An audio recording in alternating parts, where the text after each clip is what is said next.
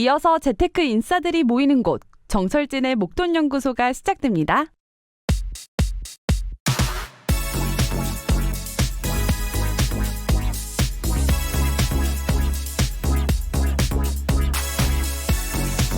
유동성 파티는 끝났다. 아니다. 아직 최후의 만찬은 남아있다. 추석 연휴 잘 쉬고 계십니까? 자, 이제 내일부터 주식시장도 다시 열리고 또 일상으로 돌아가는데요. 요즘 시황에 대해서 말들이 많죠. 이 한켠에선 테이퍼링, 여기에 금리 인상, 이젠 정말로 돈잔치로 주가 올리는 건 끝났다라고 이야기하고요. 하지만 다른 한쪽에선 그렇게 쉽게 유동성 파티가 끝나는 게 아니다. 아직 마지막 불꽃쇼는 남아있다. 이렇게 주장합니다. 자, 추석 이후 국내 증시 그리고 세계 증시는 어디로 갈까요? 그래서 추석 이후의 증시 전망, 주린이쇼에 함께하는 우리 전문가 세 분과 이따 함께 볼 텐데요. 오늘도 목돈연구소 추석 특집으로 갑니다. 경제를 추억하고 추론해보는 추추총회 함께해 주시죠.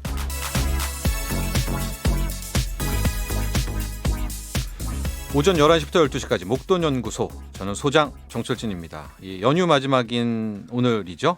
그동안 푹 쉬신 분들도 계실 거고 오히려 더 바쁘고 힘들었던 분들이 분명 계실 겁니다. 모두 다 수고하셨습니다. 목돈연구소와 함께 이 연휴에 마무리 잘 해보시기 바라고요. 자, 오늘도 추석 특집이 있습니다. 경제를 추억하고 추론하는 추추총회 이어지는데요. 지난 월요일에는 우리가 부동산 전망 해봤죠. 그리고 오늘은요, 추석 이후에 주식 전망을 이야기해 볼 텐데 저희가 일단 좀 틀을 잡았습니다. 바로 주식 전망 고 스톱, 이런 타이틀을 잡아봤습니다. 목돈연구소의 투자 전문 어벤져스 그룹이죠. 유진투자증권 강영현 팀장, 이토마토 문서진 대표, KD 한국경제개발원 황주명 대표 세 분과 함께합니다. 광고 듣고 오겠습니다.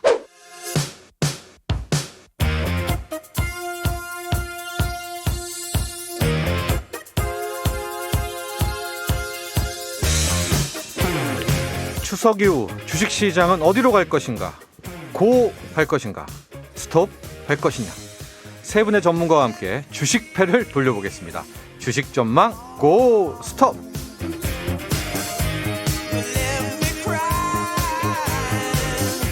추석 특집 주식 전망 고 스톱!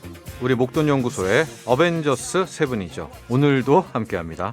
유진투자증권 강영현 팀장, 이토마토 문서진 대표, KD 한국경제개발원 황주명 대표, 세 분 모두 스튜디오에 나와 계십니다.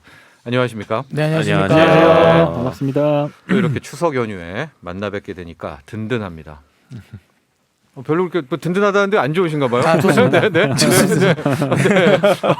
뭐 전혀 없네요, 이게 뭐가. 명절에 일해야 되니까. 네.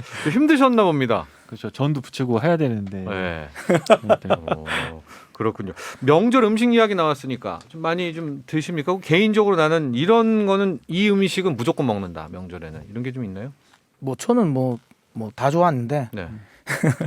추석에는 저는 개인적으로 뭐 갈비찜을 좋아합니다. 아, 갈비찜. 네. 그래서요. 급조한 것 같은데 평상시에도 갈비찜 되게 좋아하실 것 같은데. 뭐 제가 뭐 평소에 안 좋아하는 게 있겠습니까? 다 좋아하죠. 황주명 대표가 약간 입맛이 까다로울 듯한 느낌이 좀 받습니다. 저는 그렇게 까다롭지는 않은 것 같고요. 네. 그 꼬치 중에 이렇게 여러 개 꼽는 거 있잖아요. 산적이라고 하죠. 네, 산적. 그거 굉장히 좋아합니다. 그거의 막걸리 좋아합니다.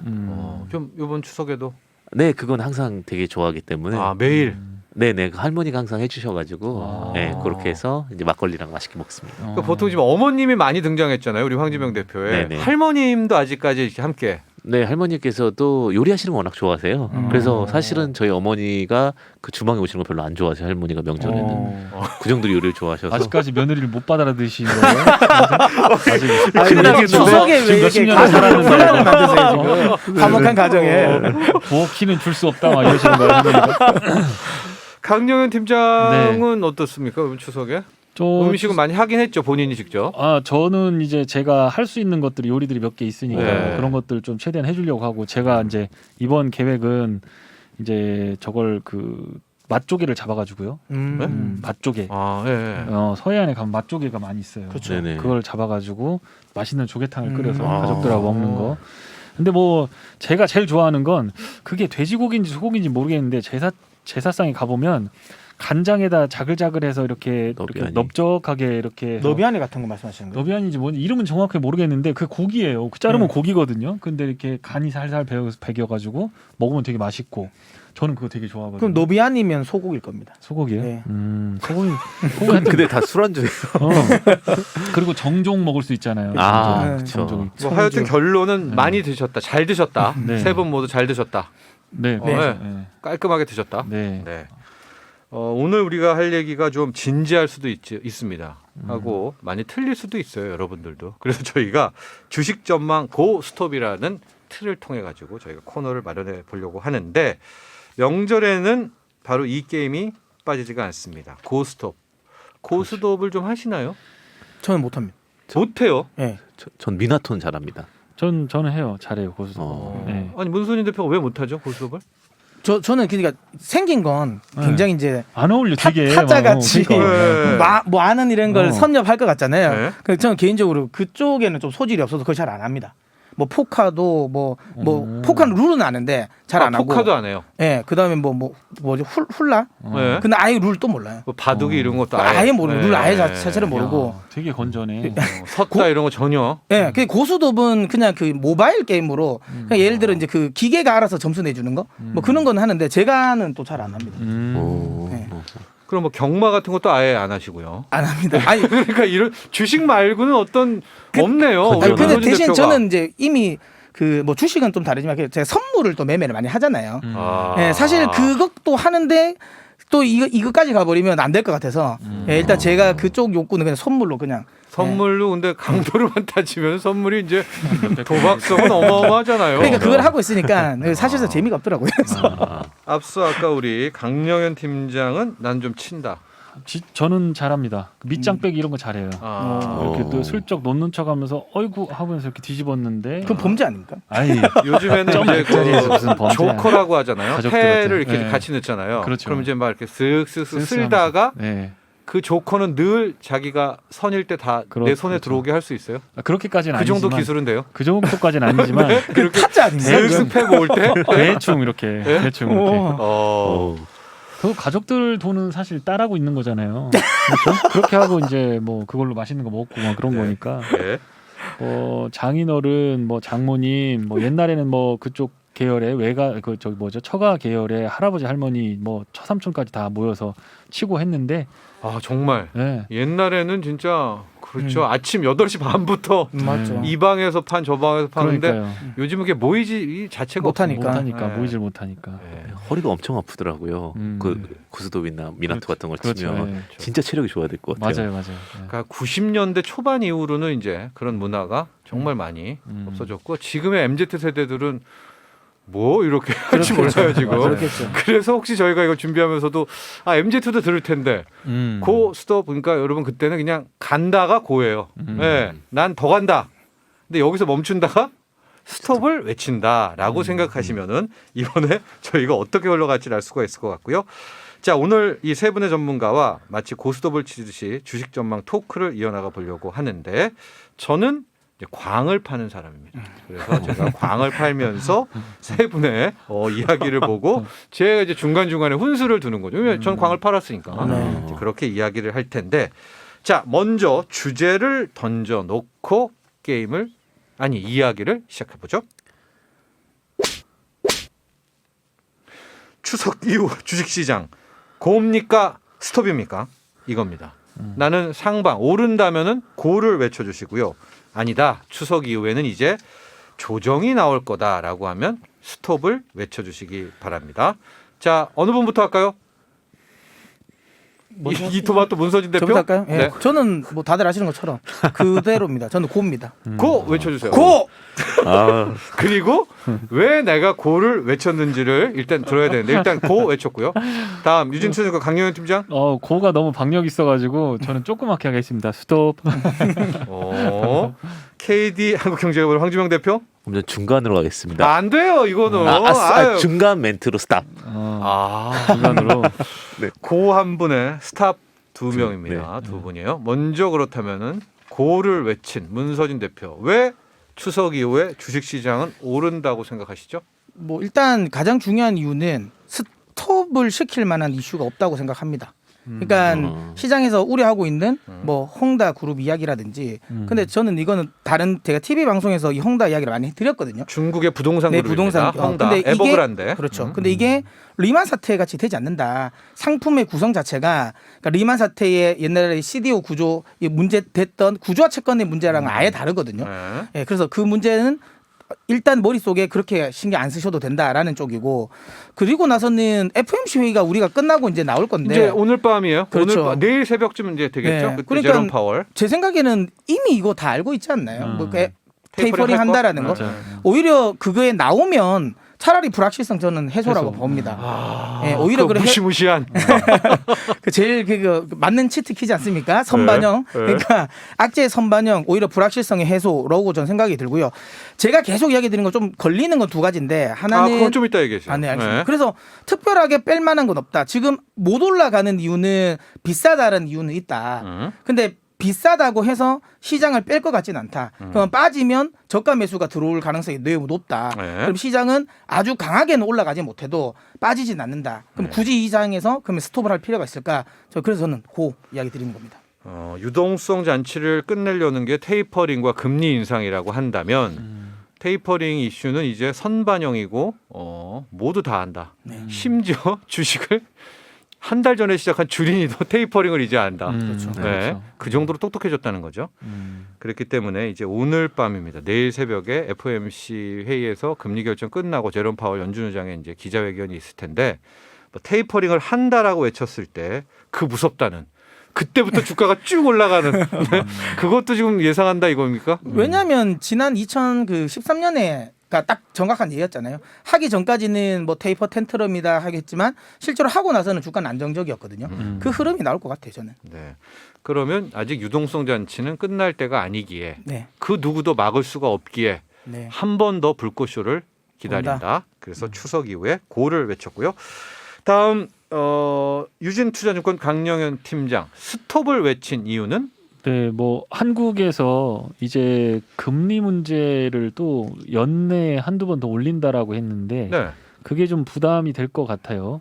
우리 시장을 이제 끌어올리는 거는 지금 팔아놓은 외국인이라든가 기관 투자가가 들어와야 되는데 우리는 올해 21년도 비중으로 보면 연기금이나 이런 쪽에서 투자 여력을 더 늘릴 것 같지는 않고 뭐 중소형주에 자금을 좀 집행한다거나 그럴 수는 있지만 10월 이후로 4분기로 가면서 주식 사기에는 별로 좋은 타이밍은 아니기 때문에 양도세 문제 이런 것들이 있는데 금리 문제까지 우리나라 같은 경우 금리를 또 한두 번 올린다고 이미 공언을 했기 때문에 그 부분이 좀 부담스러울 거다라는 생각이 들고 실제로 주식을 사보다 보면 많은 돈이 들어가는 종목들이 있어야 되는데 예를 들어 삼성전자면 삼성전자 아니면 LG화학 이노베이션 뭐 이런 것들처럼 큰 돈이 팍팍 들어가서 끌고 가는 기관차 같은 종목들 섹터가 있어야 되는데 지금은 개별주 플레이들이 많이 나와요. 그러니까 실적이 좋거나 모멘텀이 있거나 그런 주식들로 단기적으로 주가를 끌어올리는 형태의 흐름들이 많이 나와서 또 그게 사이즈가 작잖아요. 작죠. 네, 네. 중형주가 많아요. 지금 시세가 네. 나오는 그래서 것들이. 체감은 어떨지 모르겠지만 만약에 여기서 이제 테이퍼링은 저도 문 대표 생각하고 비슷하게 텐트럼은 나오지는 않을 것 같다. 이미 다 1년 전부터 얘기했는데 그리고 그걸로 스톱은 아니다. 그걸로 스톱은 아닐 것 테이퍼링. 같아요. 네. 그런데 이제 미국에서의 문제는 인플레가 문제인 거고 인플레 근원 인플레 핵심을 살펴보면 이번에 이제 CPI가 좀 덜 나왔던 거는 중고차 가격이 좀 가라앉았기 때문인데 그 내면을 들여다보면 임금이라든가 운송비라든가 장기적으로 렌트라든가 인플레를 자극할 수 있는 장기 어떤 요소들이 아직까지는 살아서 계속해서 위로 솟구치는 모양이기 때문에 만약에 미국 시장이 조정을 보이면 한국도 빠질 가능성이 있고 네. 만약에 미국 시장이 조정을 보인다면 테이퍼링 때문이 아니라 인플레 때문인데 그 인플레는 이제 좀 어려운 개념일 수 있지만 경제 성장률이 4% 나왔다라고 하는 거는 명목상으로 4%가 나온 건데 거기에 인플레가 4%가 더해지게 되면 이게 마이너스 4%가 되는 거거든요. 네. 그러면 실질 성장률이 실질 성장률은 제로가 돼 버립니다. 그러면 그 얘기는 뭐냐면 그 기업들이 원자재 사다가 물건 백날 팔아봐야 재무제표에는 이익이 많이 찍히지만 매출이 많이 늘어나지만 이익 보는 게 그렇게 크지 않을 가능성이 상당히 높다라는 거고 경제 전반에 그런 효과들이 나타나게 되면 금리를 땡기든 안 땡기든 시장 참여자들은 그거에 대해서 미리 준비를 하고 대비를 하고 주식 비중을 줄일 가능성이 있어 보인다라는 생각입니다. 그래서 저는 일단 네. 테이퍼링은 문제 안 된다. 네. 그거는 이미 뭐 나오면 말씀하신 대로 악재 해소가 되면서 주가는 위로 단기적으로 오를 수 있다. 그런데 인플레가 가라앉지 않는 상황이라 한다면 주식은 그러니까 인플레이션을 보고 있는 거네요. 그렇죠. 네, 강영현 팀장도 아, 인플레이션은 왔다. 네,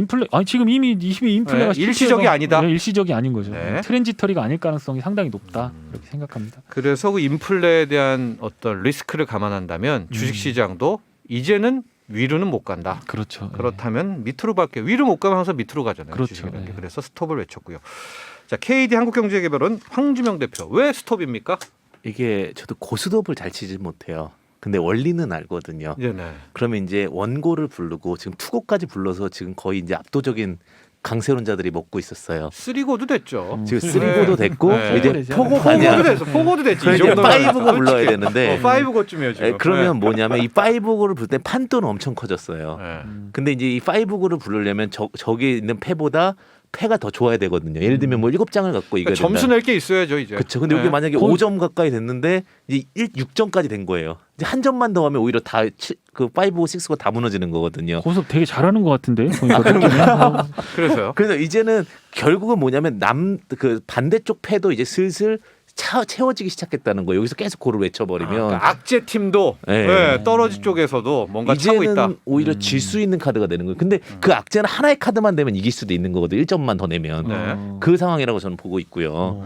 그리고 그러다 보니까 제가 이제 그 가장 그 경제의 기본적인 논리 중에 하나가 뭐냐면 결국 기준금리 경제가 어려울 때 인하를 하고 그다음에 양적 완화를 하고 네. 다시 테이퍼링을 하고 기준금리 인상을 하고 양적 축소로 가거든요. 이게 이제 그 경제 가장 기본적인 네. 5대 그 요인인데 그러면 지금 저희가 이제 테이퍼링이 되고 있다라는 관정은 됐다라고 하면 기준금리 인상도 이루어지잖아요. 그럼 여기 네. 전제가 깔리는 건 뭐냐면 결국은 테이퍼링이라는 것은 돈을 줄인다는 얘기예요. 푸는 네. 돈을 줄인다는 거고 근데 기준금리 슬슬 돈을 걷는다는 얘기고 네. 양적 축소는 뺏는다는 얘기거든요. 네. 이제 요 라인이거든요, 사실은. 네, 네. 그러니까 우리가 예측할 수 있는 거는 앞 라인은 끝났고 이제 테이퍼링, 기준금리 인상, 양적 축소인데 네. 여기서 돈이 더 들어가지 못한다라고 했을 경우에 돈은 없어요. 네. 그러면 결국은 어쨌든간 자본시장 결국 자본이 주인공이기 때문에 자본이 나타나지 못한다면 저는 하락 쪽으로 갈 수밖에 없는데 이제 채널형 하락으로 네. 될 수밖에 없다고 보고 있고요. 네. 그리고 지금 어쨌든간 고스톱 상황에서 이제는 적도 한 6점까지 올라왔다. 음. 7점이 맞나요? 점수 내는 게? 아니요, 아니, 3점이면 3점인가요? 되는데 이미 나기 직전이다. 적들도. 네, 적들도 나기 하락팀도. 직전이다. 네, 네. 그렇게 좀 보시면 될 것 같습니다. 와닿는 비유.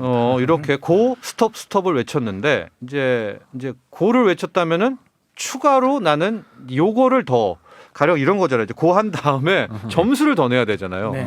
뭐 이미 청단을 했는데 홍단을 더 먹어야 된다든가 그렇지 않습니까? 광을 하나 더 먹는다든가. 그러니까 이제 스톱을 외친 쪽 팀에 우리 황주명 대표부터 그러면 내가 이제 이 소위 말하는 떨어지는 쪽에 걸었다라고 하면 나는 어떻게 점수를 내야 되느냐? 이게 이제 인버스 사야 됩니까 그러면? 그죠. 이제 스톱이라면은 근데 인버스 어떻게 대응해야 되는지를 전 좀 이제 얘기해 주세요. 채널형 인버스라고 굉장히 많이 말씀을 드리는 게 결국은 이렇게 천천히 내려가는 고점이 살살 내려가는 네. 그런 하락이기 때문에 그러니까 여러분 잠깐 제가 설명하면 이게 뚝 떨어지는 게 아니라 네네. 내려갔다 올라갔다 내려갔다 올라갔다 하면서 내려가는데 고점은 계속 낮아진다는 거죠. 네네 저 네. 그런 패턴을 보고 있어서 사실은 네. 인버스 때 약간 지루함은 있을 수 있어요. 그렇죠. 그래서 박스권 인버스 매매는 유리하고요. 네. 그러니까 어느 정도 올라가면 3,200부터는 또 매도 쳐서 뭐 3,000에 인버스 사고? 샀다가 이런 식으로 하면 좀 덜 지루함이 있을 수 있을 것 같고요. 그다음에 지금 저는 앞서 이제 그 강 팀장님양도 의견이 좀 일치가 되는데 실적이 좋아주는 중소형주가 매력 있다라고 저는 보고 있거든요. 그래서 삼성 SDI 이런 것보다는 오히려 뭐 에코프로 BM이라든지 한 단계 더 작은 한 단계 네. 작은 그러니까 코스피 200과 코스피 200을 제외한 코스피라든지 혹은 코스닥 50을 제외한 상위 50을 제외한 코스닥이라든지 네. 이런 식으로 실적이 좋아질 수 있는 뭐 HDC 현대IP라든지 이렇게 좀 작은데 배당 좋으면서 실적 좋아지는 종목들 뭐 서현이와라든지 이런 어떠한 케이스들이 더 유리한 타점이 되지 않을까 이렇게 좀 보고 있습니다. 인버스를 사는 것도 좋은데 그러니까 스톱을 외친 경우입니다. 그러나 이것도 지리하다. 왜냐면 인버스라는 건 뚝 떨어져 줘야 매력적인데 그러니까 오히려 중형주를 일단은 가보자라는 이제 전략이었었고요. 앞서 이제 종목들이 몇 개 나왔는데 그 종목을 보실 게 아니라 저희가 이제 그때 했었잖아요. 그러니까 네네. 대형 배터리주가 아니라 뭐 양극재, 음극재라는 거기에 소재주를 한 단계 밑에서 더 시세가 나올 수 있다라는 그런 전략을 이야기해 줬습니다. 우리 유진투자증권 강영현 팀장도 네. 스톱인데요. 네. 그럼 스톱이면 어떻게 하란 말이냐? 뭐 할 게 뭘로 하죠? 그러니까 지금 저도 주식 매매를 하고 있는 상황인데 네. 종목들을 뭐 이렇게 되면 뭐 괜히 또 그럴 수 있지만 종목들은 나쁘지가 않아요. 그런데 지수가 올라올 때마다 계속 부담이스러운 게 이거 다 주식 차익 실현하고 현금 비중을 높여야 되나 이런 부담감이 있는데 그렇죠. 스톱이면 그렇게 해야죠. 네, 제가 경험해 본 바로만 말씀을 드리면 장이 이렇게 아까 말씀드렸던 채널형 그러니까 고점을 낮추면서 내려가는 진폭 자체가 완만한 경사를 주고 갈 때는 지수형 ETF로 인버스를 찍는 거가 해지에도 도움이 안 되고 계좌에도 도움이 안 돼요. 멘탈도 안 좋고. 네, 멘탈도 안 좋고 올라가는 날은 이게 굉장히 사람이 좀 뇌가 인수분해되는 그런 느낌을 받거든요. 그러니까 그렇게 하는 것보다는 현금 비중으로 조정을 하는 게 맞을 것 같고. 예. 근데 만약에 이제 테이퍼링 텐드럼은 아니지만 미국 시장에서 어떤 이슈들 제 생각할 때는 정부의 규제 이슈라든가 중국하고의 문제라든가 아니면 기업 실적에 대한 포캐스팅에서 나오는 거에 대해서 조정치에 대한 부분 이제 또 10월에는요 법정 채무안도 있어요. 네, 미국의 그것도 법정 있고요. 채무안도 네. 엄청난 재료 옵니다. 그렇죠. 네. 네. 그러니까 그런 부분에서 문제가 생기고 지금 인프라가 또 이번 달에는 1.2조 달러 그거는 채택이 돼서 또 통과가 될 건데 나머지 3.5조 달러 나오는 부분은 아직 불확실하고 그게 금융시장에 어떤 영향을 미칠지도 봐야 되고 지금은 그 기대감까지도 반영을 하고 있는 상황이기 때문에 만약에 그렇다라고 한다면 이게 뭐냐면 2박 3일이나 3박 4일 동안 지수가 갑자기 쇼크 상태로 팍팍 꺼지는 그런 장이 나올 수도 있기 때문에 그러면 그럴 때 인버스로 해지하고 시장 끝났으니까 손 털어야 되느냐라고 봤을 때 그건 아니고 현금을 많이 갖고 있다가 빠진 주식 중에서 업사이드가 나오는 종목들을 조금 사보시는 전략으로 가는 게 맞지 않나 생각이 들어서 저는 일단 스톱을 하고요. 우리나라 같은 경우에는 반도체가 끌고 가지 못하면 지금은 자동차가 끌고 갈 수도 없는 상황인 것 같고 그렇다고 화학이라든가 철강이 가기에는 조금 무리가 있어 보이고 그렇거든요. 그래서 좀 지수에 대해서는 너무 기대 마시고 종목이 안 보이면 쉬는 전략으로 가시는 게 10월, 11월로 가면서는 더 좋을 것 같다. 그리고 양도세 한도가 또 양도세가 나오기 때문에 올해 돈 많이 벌었거든요. 그러니까 중소형주들도 많이 올라간 거는 그냥 갖다 버려버릴 수도 있어요. 그러면 고점 나오고 큰 손들이요. 네, 슈팅 나오면 순식간에 다 지져버리게 되거든요. 그러면은 이유도 모른 채 그냥 빠져버릴 수도 있기 때문에 중소형주라고 해서 무조건 갖고 있는 것도 또 안 돼요. 그러니까 먹은 건 챙기고. 강영현 팀장도 급락을 보는 건 아니네요. 미국 시장 급락할 가능성이 있어 보여요. 제 생각엔 너무 많이 올랐어요. 제 생각엔. 네, 그 미국 증시 좀 이따 얘기할 텐데 네. 우리는 내려오면 개미들이 다 받는 것 같아요. 오늘 같은 날도 빠져야 되는 거고 계속 해야 되는데 오늘 같은 날이 하면 지금 여기 지금 쉬는 날인데요. 수요일인데. 네. 그러니까 네. 뭐 하여튼 앞으로 최근에 동향이 요즘 같은 동향에 조금 뭔가 빠질 수 있는 이슈들이 있는데 빠져도 다시 모으는 걸 보니까 국내는 조금 토양이 달라지는 것 같고 제가 다른 데서도 말씀을 드렸듯이 이게 나라가 부자가 되는 시스템이 나오는 것 같아요. 그러니까 주식 말고는 할 게 없으니까 계속 해나가는 흐름들이 이쪽으로 들어오는 거 아닌가 하는 생각이 듭니다. 자 그리고 유일하게 고를 외쳤습니다. 이토마토 문서진 대표 고를 외쳤으니까 이제 뭘 살까요? 네. 뭐 업종 뭐 종목은 말씀해 주시면 안 되고 일단 가스? 근데 가스도 맞죠. 근데 제가 그 포트폴리오 군에서 이제 두 가지 섹터를 나누시는 게 좋다. 그러니까 일단 첫 번째는 저도 강영희 팀장님 생각처럼 인플레이션에 대한 부분은 올 수 있는 것 같아요. 그러니까 물론 저는 아주 여기서 더 강하게 치고 나가는 인플레이션이 아니다. 근데 지금 수준에 예를 들어 뭐 한 그 헤드라인 물가 수준은 한 5에서 4. 이 수준은 유지될 가능성이 있어 보입니다. 미국 기준이죠? 미국 기준으로. 그 정도는 될 것 같다. 그러면 인플레이션 플레이는 하는 게 좋다. 근데 그러려면 원자재를 투자하자. 그래서 원자재 관련 중에서 아무거나 하면 안 되고요. 원자재 중에서도 미래 성장 원자재들이 있어요. 그러니까 전기차에 들어가는 것들, 그 알루미늄이라든지 니켈이라든지 구리라든지 이런 종목들 해볼 만하다. 근데 이게 선물로만 거래되는 게 아니라 이 종목들은 대부분 ETF로도 거래가 다 됩니다. 그렇습니다. 네, 그래서 이런 이런 이 미래 성장 쪽, 뭐 니켈이라든지 아까 말했던 이런 쪽의 원자재는 한 어느 정도로 포지션 가지고 가셨으면 좋겠고요. 그다음에 종목으로 넘어가면 제 생각에는 일단 2차 전지는 기본 픽스를 하셔야 돼요. 네. 이게 많이 올랐다고 끝은 아닙니다. 그러니까 왜냐하면 어쨌든 성장하는 드라이브가 이미 걸려 있다라는 거고, 특히 시장이 지수를 끌어올리지 못하면 이게 계속 자금은 투자될 수 있는 자금은 한정적이거든요. 그러면 그 한 섹터를 집중적으로 살 수밖에 없어요. 살 수 있는 게 별로 없기 때문에 한정적이면. 그러면 그 부분이 지금 2차 전지니까 2차 전지 관련 종목에서 매수. 근데 저도 이거는 황주명 대표랑 비슷합니다. 대형주는 별로다. 2차 전지 내에서 우리가 흔히 말하는 뭐 SK 이노베이션이나 큰 종목들이죠. 그러니까 뭐 삼성, 뭐 SDI, 네. LG화학은 저는 별로인 것 같고요. 오히려 소재 장비 업종들 쪽에서 저는 투자 아이디어를 찾으시는 게 좋다라고 보고요. 그다음에 하나는 잠깐만, 예, 또 있습니까? 아, 그리고 예. 하나는 그겁니다. 반도체. 근데 반도체도 저는 메모리는 안 돼요. 예. 메모리 말고 반도체 내에서 비메모리 종목들이 있거든요. 비메모리 관련 종목들. 네. 예, 그래서 그쪽으로 투자를 하시는 거. 그리고 그렇게 3개 정도를 포트를 구성하셔서 원자재, 네. 그다음에 2차 전지, 네, 그다음에 비메모리. 비메모리 반도체. 네.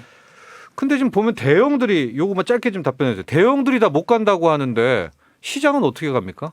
저는 간다고 그랬는데. 아니 지금 추천해 주신 것도 다 대형주는 아니라면서요. 근데 대형주는 저는 아까도 얘기했지만 빠지진 않으니까. 예, 강세로 아주 치고는 안 간다. 네. 그러니까 이제 대형주는 좀 잡혀 있지만 시장은 그래도 계속 떨어지진 않을 것이다라고 보는 거예요. 네. 자, 우리 세 분의 고, 오어, 스톱에 대한 뷰와 어떻게 그러면 시장과 맞서야 될 것까지를 들어봤고요. 이쯤에서 노래를 하나 듣고 다음 이야기로 넘어가도록 하겠습니다. 스텔라장 그리고 피처링 폴킴입니다. 보통날의 기적. 네, 여러분은 지금 추석 특집 주식 전망 고냐 스톱이냐 고 스톱 듣고 계십니다. 저희 목돈연구소에서 추석 이후에 국내 증시, 세계 증시 어디로 갈까를 세 분의 전문가들과 함께 전망하고 있습니다. 유진투자증권 강영현 팀장, 이토마토 문서진 대표, KD 한국경제개발원 황주명 대표 함께하고 있습니다. 자, 우리가 이제 국내 증시 봤는데 이건 좀 짧게 좀 가도 될 것 같아요. 미국 증시와 중국 증시도 한번 보죠. 왜냐하면 이제 서학개미 분들이 많지 않습니까? 미국 증시, 중국 증시 뭐 좀 특별한 사안들이 있다면, 왜냐면 그것도 고스톱은 거의 비슷할 것 같거든요. 그렇죠? 예. 네. 거기에 좀 언급할 사항들 있으면 좀 함께 해주세요. 왜냐면 국내 스톱 한 분은 또 스톱이겠죠. 그거고 고 한 분은 고겠고.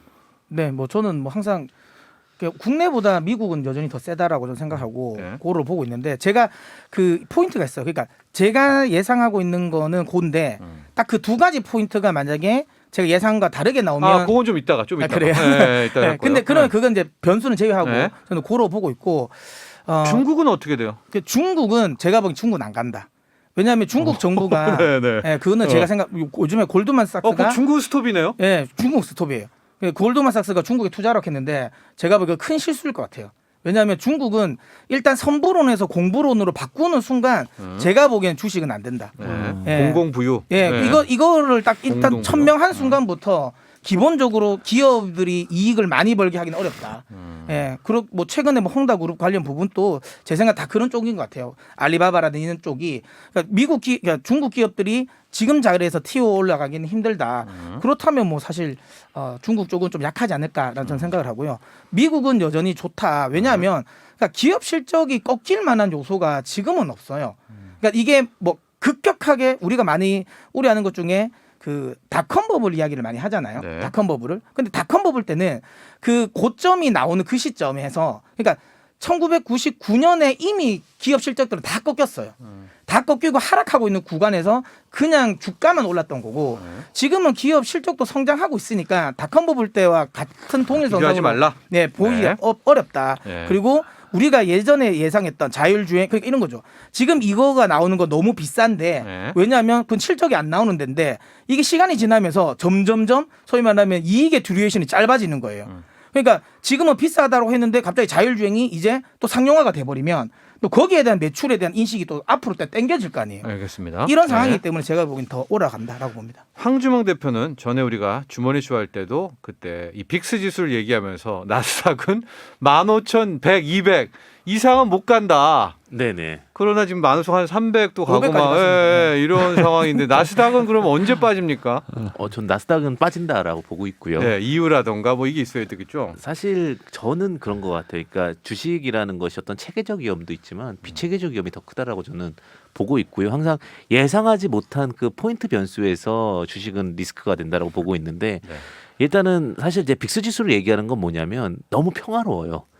그러니까 쉽게 얘기하면은 지금 우리가 생각하는 모든 부분들이 위험 요소가 뭐라고 했을 때 해결된다라는 얘기만 있지 해결되지 않는다라는 얘기는 없거든요. 네. 그리고 지금 빅스 지수를 쫙 보시면 아시겠지만 계속 이제 그 자리에 있어요. 네. 더 빠지진 않아요. 물론 올라가면 위로 때려지면서 다시 내려오긴 하는데 네. 두더지 맞듯이.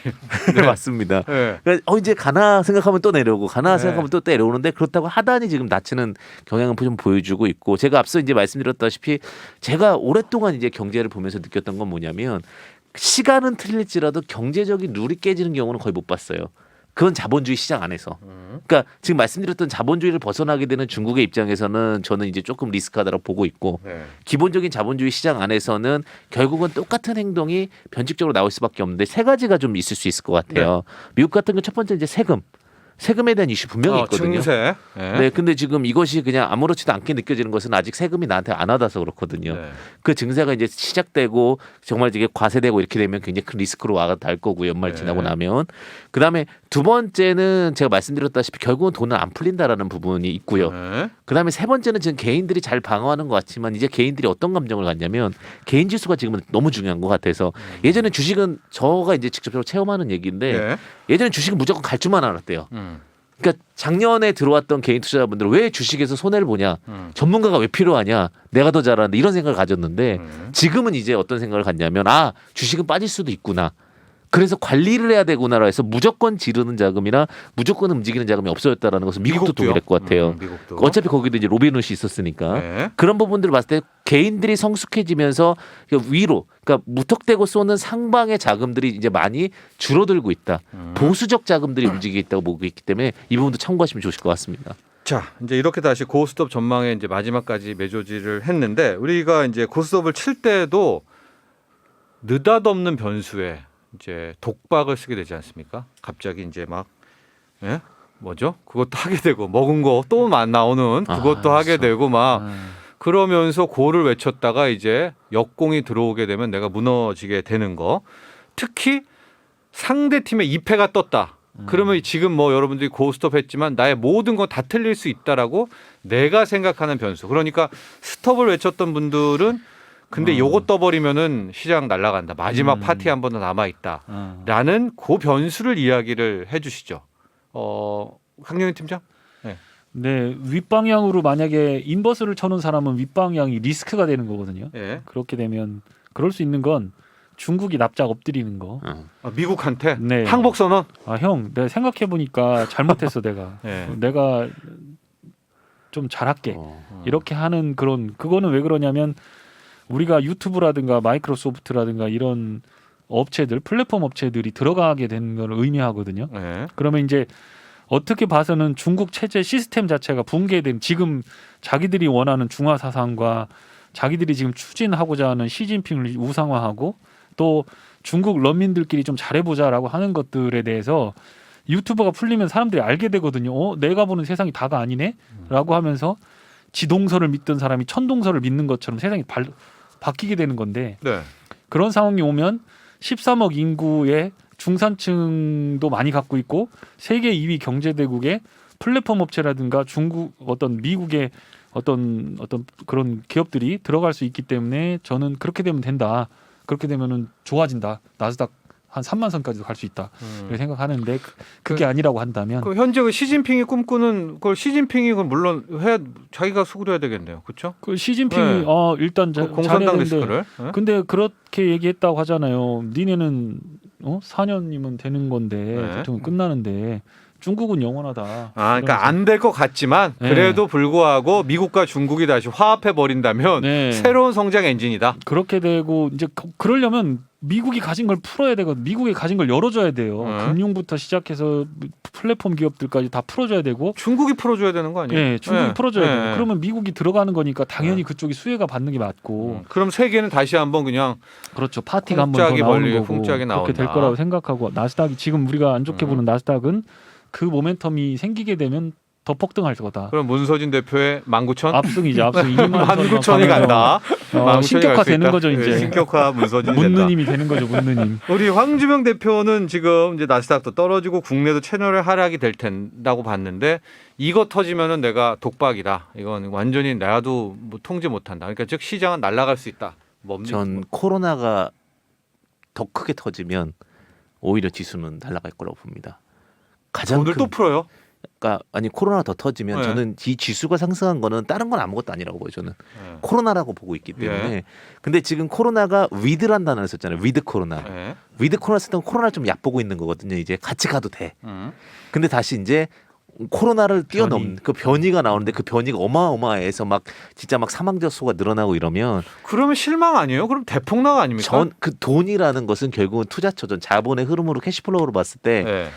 하락을 했다가 다시 당길 수 있는 힘이 증시라든가 그러니까 언택트를 통한 수익이 결국은 주식과 저는 코인과 그리고 여러 가지 선물이라고 보고 있기 때문에 오히려 저는 그것이 오히려 지수를 유지시킬 수 있는 아, 돈을 더 안 풀어도요?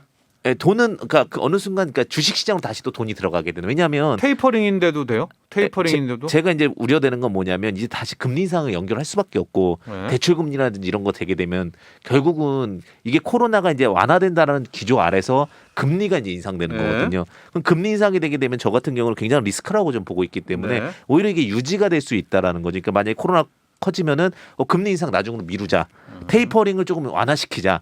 이런 식으로 진행될 수 있기 때문에 저는 오히려 코로나 악화가 가장 큰 변수라고 저는 보고 있습니다. 하고 그것은 자산 시장에는 도움이 된다. 그렇죠. 주식 시장이나 오히려 코인 시장에는 더 도움이 될 것 같습니다. 네.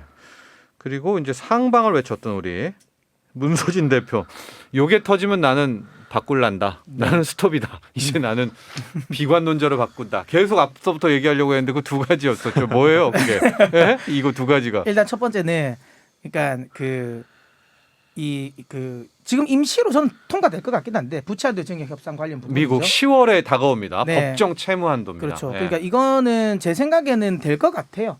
어차피 임시로 지금 9월달에 말까지는 통과시켜서 한 12월 10일까지는 임시로 하겠다고 했기 때문에 왜냐하면 만약에 이게 터지면 사실 미국이 달러 패권은 훼손되는 거거든요.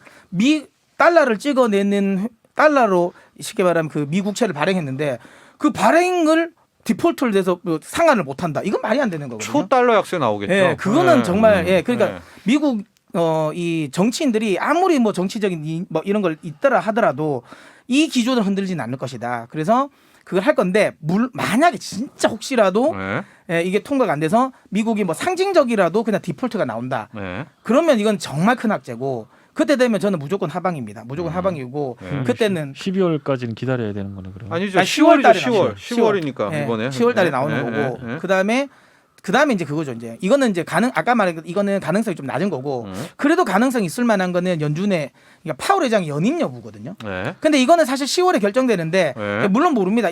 이게 이번 주일 거예요. 이번 주에 제가 정확하게 모르겠는데 이번 주 안에 지금 연준 소위 말하는 부의장이 지금 콜스 그 부의장이 지금 나가거든요. 네. 그럼 거기에 연준 부의장을 누군가 지명을 해야 되는데 만약에 이 지명을 블레이너드 이사를 상임이사. 예, 이걸 만약에 부의장으로 안 주면 그러면 게임 셋입니다. 그러면 그 워렌의 누구죠? 워런 엘리자베스 워런. 엘리자베스 워런의 오른팔이잖아요. 그렇죠. 네. 그러니까 만약에 이 사람을 부의장으로 안 추면 결국은 의장을 그러니까 파월 의장으로 하겠다라는 거거든요.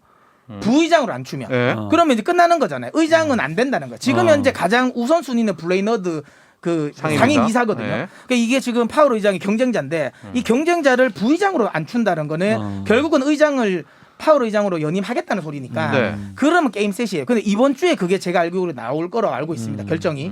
근데 만약에 게임 셋이라 하면 이제 상방인데 네. 열린다는 거죠. 네. 근데 만약에 이번에 부의장을 블레이너드 이사를 안 했다. 그럼 불안한 거예요. 그러면 확실하게 연임이 안 될 수도 있다는 거고 만약에 연임이 안 되면 저는 시장은 하방, 네. 연임이 되면 여전히 상방 그렇게 봅니다. 알겠습니다. 제롬 파월 연준 의장이 있어야만 네, 꼬다. 맞습니다. 제롬 파월 연준 의장이 연임이 안 되면 네. 나는 스톱이다. 네, 뭐 완전히 네, 바꾸는 바꿉니다. 네. 그런 측면입니다. 자, 여러분 이렇게까지 우리가 추석 이후의 주식시장 전망 고 오어 스톱을 해줬습니다. 아마 앞서 내용들 잘 정리를 하셨겠고요. 왜 고를 외쳤는지, 왜 스톱을 외쳤는지 또 생각해 보시기 바라고 마지막에 지금 요게 터지면 나는 달라질 거다. 독박을 쓸 거다라는 부분들도 있었습니다. 이런 것들도 함께 확인하시면 좋을 것 같습니다. 자, 오늘 연휴 마지막 날인데요. 우리 세 분 풍성한 한가위 잘 또 마지막까지 보내시기를 바랍니다. 세 분과는 주린 이슈에서 또 만나게 되겠습니다. 여러분 감사합니다. 네, 고맙습니다. 네, 추석 연휴 마지막 날입니다. 내일부터는 다시 일상인데요. 남은 연휴 잘 마무리하시기 바랍니다. 끝곡으로 스팅의 Fields of Gold 들으면서 마치겠습니다. 내일 오전 11시에 다시 찾아뵙겠습니다. 좋은 하루 보내세요.